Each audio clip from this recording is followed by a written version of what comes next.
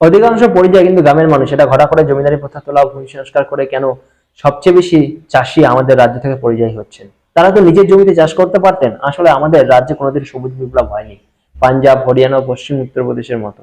আমাদের 420টি আন্তর্জাতিক খ্যাতিসম্পন্ন অর্থবিদরা এই খবর খুব ঠান্ডা মাথায় চেপে গেছেন সাধারণ মানুষের কাছে। সঙ্গ দিয়েছেন স্থানীয়রা। ব্যাপারটা কেমন? ধরুন পশ্চিমবঙ্গ সরকার নিয়ম করলো আমাদের রাজ্যে পড়াশোনা 100% ফ্রি, কিন্তু এখানে পড়াশোনা করলে নিজের শর্ত মানতে হবে। এক, কোনো ছাত্র বা ছাত্রী অন্য রাজ্যে বা বিদেশে গিয়ে চাকরি করতে পারবে না। দুই, আমাদের রাজ্যে বিনিয়োগ করতে পারবে একমাত্র আমাদের রাজ্যের পুঁজিপতি, অর্থাৎ সঞ্জীব গোয়েঙ্কা, তবি, ছাবারিয়া এরা। টিসিএস, ইনফোসিস বা Google, Microsoft, Apollo, Fortis, Metro, Cash and Carry, Zomato, Uber, Flipkart পশ্চিমবঙ্গে তাদের অফিস খুলতে পারবে না। লোকজন যাতে পড়াশোনা করুক 5,000-এর বেশি মাইনে পাবে না। ডাক্তার, সিএ হোক বা 8 পাস হোক, মাইনে 5,000। শর্তগুলো শুনে অবাক লাগছে, ভাবছে এ কি পাগলের প্রলাপ, এমন আবার হয় নাকি? কিন্তু সত্যটা হলো ঠিক এই শর্ত আমাদের চাষিদের উপর চাপিয়ে রেখেছেন আমাদের প্রেসিডেন্সি থেকে পাশ করা এবং আমেরিকা থেকে পিএইচডি করা অর্থমন্ত্রীরা গত 8 দশক। এবং তাই আমাদের চাষিরা তাই চাষের মাঠ ছেড়ে পরিযায়ী, তাই আমাদের চাষিরা গরিব। যখন পাঞ্জাবের চাষিরা বিএমডব্লিউ চড়ে আন্দোলন করতে আসছে, আসুন একটা মিলিয়ে দেখি কি কি শর্ত চাপান ও উপরের পয়েন্টগুলোর সঙ্গে একটা একটা করে মেলান। শর্ত নাম্বার 1, আমাদের চাষি অন্য রাজ্যে তাদের ফসল বেচতে পারবে না, রপ্তানি করতে পারবে না। 2, আমাদের রাজ্যে খুচরো বাজারে বিদেশি বিনিয়োগ বন্ধ, একমাত্র ব্যতিক্রম Metro, Cash and Carry. Mamata Banerjee 2013-তে এই বিলের বিরুদ্ধে প্রতিবাদ করে কেন্দ্র সরকার থেকে বেরিয়ে আসে।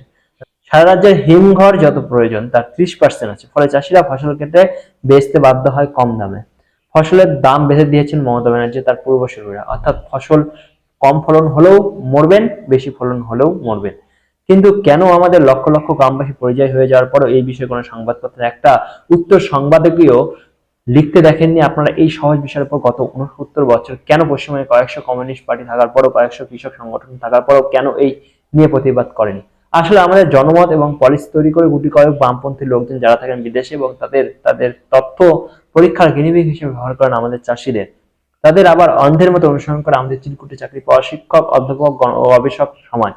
আমাদের মিডিয়া অনুসরণ করে এদের, আর সবকিছুর মাঝে লাভ করে বড়বাজারে কিছু গোদাম মালিক। পশ্চিমবঙ্গ থেকে কেন্দ্রের অর্থমন্ত্রকে মন্ত্রী, আধা মন্ত্রী, উপদেষ্টা হিসেবে কাজ করেছেন বহু মানুষ গত 8 দশক, যেমন অরুণ গুহ, অশোক মিত্র, অর্জুন সেনগুপ্ত, প্রণব মুখার্জি, দেবপ্রসাদ পাল, অসীম দাশগুপ্ত, অমিত মিত্র, বিবেক দেবরায়, সঞ্জীব সান্যাল প্রমুখ। আমাদের অর্থমন্ত্রীরা সবাই প্রায় প্রেসিডেন্সি এবং বিদেশ।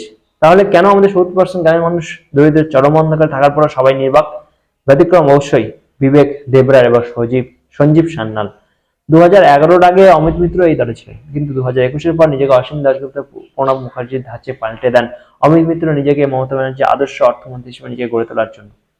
তাহলে সমাধান কি?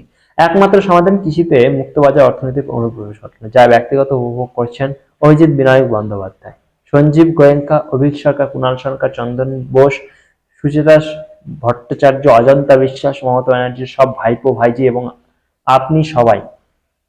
বাদ শুধু 70% গ্রামের মানুষ, তাদের ফসল তারা যেন আমেরিকায় রপ্তানি করতে পারে, বিহারের বাজারে বেচতে পারে, কুরকুরে বা ম্যাকডোনাল্ড কোম্পানিতে বেচতে পারে, অ্যামাজন, ফ্লিপকার্টকে বেচতে পারে। কত টাকায় বেচবে সেই দাম ঠিক করে দেবে না নবান্ন।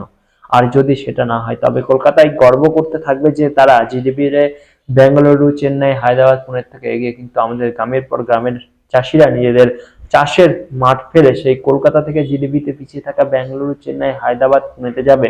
40 ডিগ্রি তাপমাত্রায় দিনে 14 ঘন্টা কাজ করে তাদের মেট্রো রেল বা বহুতল বিল্ডিং নির্মাণ করবে এবং ঘরে তার প্রিয়া একা শয্যায় জাগবে বিনোদের রাত।